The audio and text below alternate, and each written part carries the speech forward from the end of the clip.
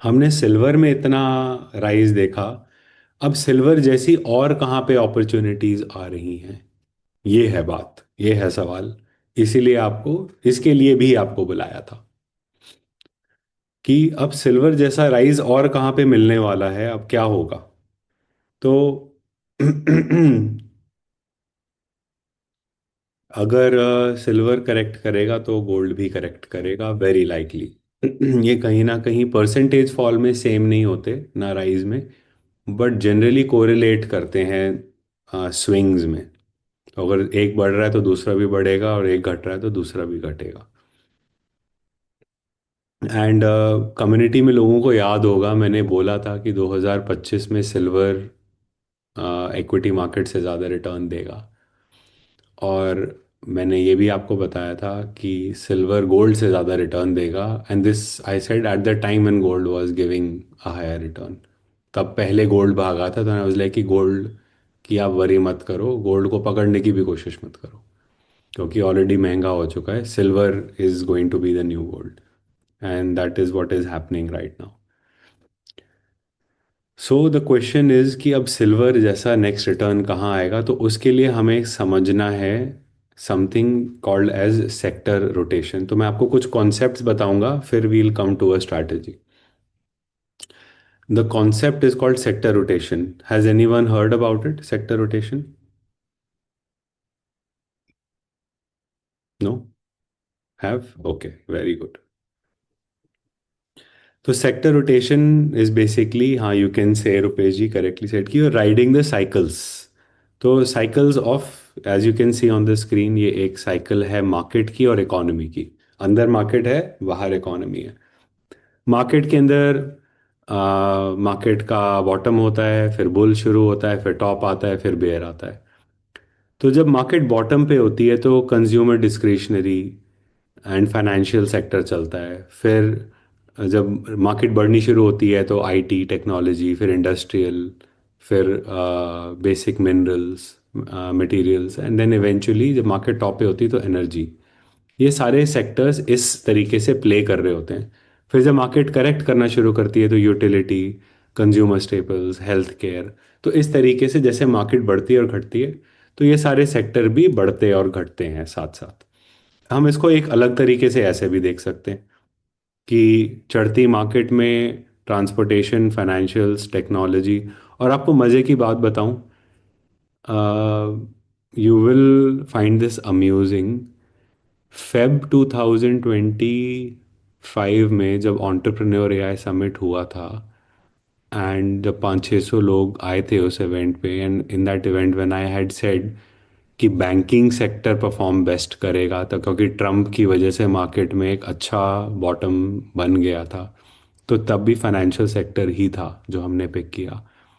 और फिर कम्युनिटी में लोगों को ये भी याद होगा कि उसके बाद हमने आईटी में इन्वेस्ट करना एग्रेसिवली शुरू किया था, क्योंकि आईटी में करेक्शन बिल्ड हो रही थी। और कहीं ना कहीं ये ट्रेंड्स भी कहीं ना कहीं उससे रिलेट करें, नॉट एग्जैक्टली बट काफ़ी हद तक सिमिलर। और वही सारे सेक्टर्स में रिटर्न्स भी बहुत अच्छे आए हैं।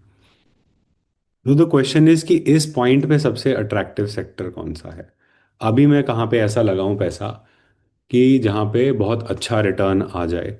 ये समझने के लिए हमें ये समझना पड़ेगा।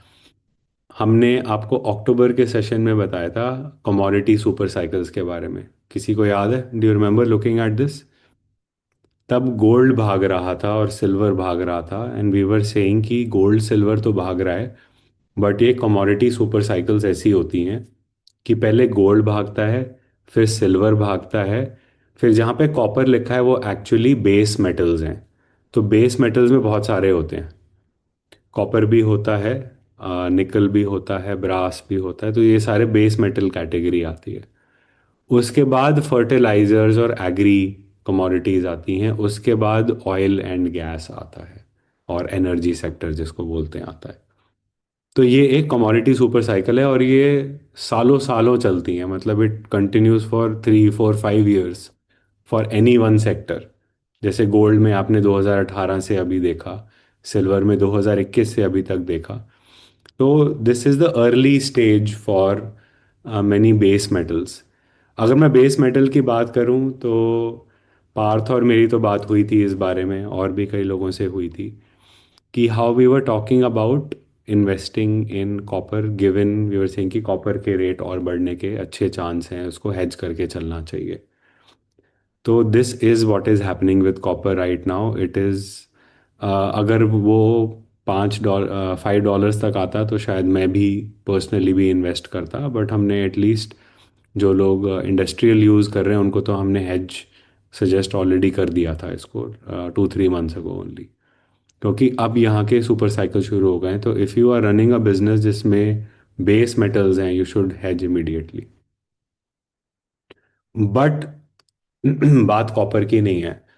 Copper is not where my eagle eye is. I'm looking at some other segment, some other base metal.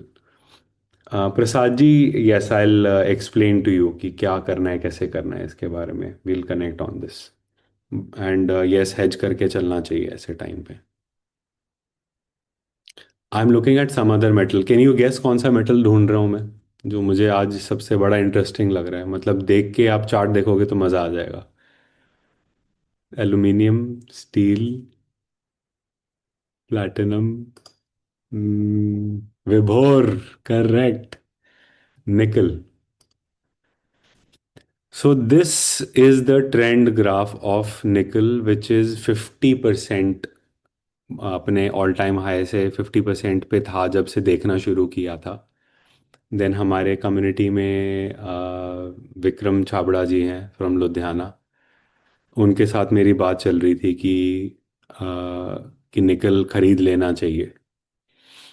तो हमने MCX में चेक भी किया, उसमें भी कुछ डिफिकल्टीज आए, बट वी हैड आइडेंटिफाइड कि nickel is going to be the next big bet. तो निकल के प्राइस आयरॉनिकली समझ लो, बस बात करी और साथ ही नेक्स्ट 2 वीक्स में एक मेजर जंप ऑलरेडी शुरू हो चुका है। It's a long journey upwards, but शुरू हो चुका है। तो ये जो सुपर साइकिल्स हैं हमारी आंखों के सामने प्ले हो रही हैं। ये सिर्फ बातें नहीं है, ये it's happening as we speak. हमने गोल्ड में गो थ्रू किया, सिल्वर में गो थ्रू किया, कॉपर में दिखना शुरू हो गया, अब नेक्स्ट निकल में भी दिख रहा है। इससे ज़्यादा रियल नहीं हो सकता कुछ भी, कि जैसे जैसे हम बात कर रहे हैं और हर अगले महीने बात करते हैं तो वही चीज़ होनी शुरू हो जाती है। सो क्वेश्चन इज नाउ, इसका फायदा कैसे उठाया जाए, हाउ टू बाय दिस। आप सब यही सोच रहे होगे। So Naveen ji is asking कि how do we buy copper. तो कॉपर, अगर आप फिजिकली काम करते हैं कॉपर में तो आप खरीद ही रहे होंगे, बट आई सजेस्ट कि MCX के थ्रू आप हेज करते रहो। MCX is multi commodity exchange, तो आप उसमें जैसे करेंसी में फॉरवर्ड्स के थ्रू बैंक्स हेजिंग कराते हैं, ऐसे ही फ्यूचर्स के थ्रू भी स्टॉक एक्सचेंज पे हेजिंग होती है। एंड सेम थिंग MCX में मेटल्स की हेजिंग होती है। Now the challenge there is, copper तो ठीक है लेकिन निकल में इतने वॉल्यूम्स ही नहीं है कि आप उसको हेज कर पाओ। That is the problem that we were facing, कि हमें पता है ये बढ़ना है, लेकिन मैं निकल में काम करता नहीं तो मैं फिजिकल खरीद नहीं सकता। तो the only other option that is left is कि आप इसको through investment sort of hedge create करो, कि हमें सेक्टोरल ऐसे ETF लेने होंगे जिसमें वो कंपनीज हों जो बेस मेटल में ऑपरेट करती हैं, सो दैट हम उसमें इन्वेस्ट करके गेन्स क्रिएट कर पाएँ। तो ये करने से हम without taking high risk equity market में एक्सपोजर ले पाएंगे, और we will be able to ride the tides of the base metal की ग्रोथ की journey. Is there any fund where the fund manager is playing these cycles and we just invest and rest? हाँ, वो investment manager यहाँ पर मिलेगा।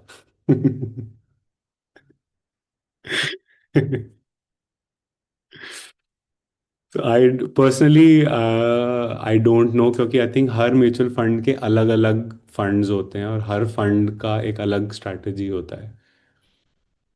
तो आई don't no, but आप ये जो मैं बता रहा हूँ ये ज़रूर कर सकते हो कि एक कुछ ऐसे सेक्टर्स होते हैं जो इसका बेनिफिट उठाते हैं, तो मैं वो उसके बारे में आपको डेफिनेटली आज के सेशन में ही बताऊंगा कि आप क्या खरीद सकते हैं so that you can take the benefit of it. और आपको म्यूचुअल फंड्स भी लेने की ज़रूरत नहीं है, आप you can by the ETFs of it. तो वो सस्ते भी रहेंगे and it's more precise. Okay. Damit is asking what happened on 7th March 22 in nickel big fall in single day. So, Damit, metals are very volatile. In fact, metals में 5-10% movement कोई बहुत बड़ी बात नहीं होती। सिर्फ गोल्ड सिल्वर है जिसमें इतना नहीं होता मूव। सिल्वर तो करता है, गोल्ड कम करता है। बट द थिंग इज कि रीजंस कुछ भी बन सकते हैं। रीजंस के लिए तो आप अखबार पढ़ो। They are good at telling you reasons. But the thing is anything that is volatile can make you a lot of money, can help you lose also a lot of money. तो उसको ठीक time पे खरीदना, ठीक quantities में खरीदना, that is the skill.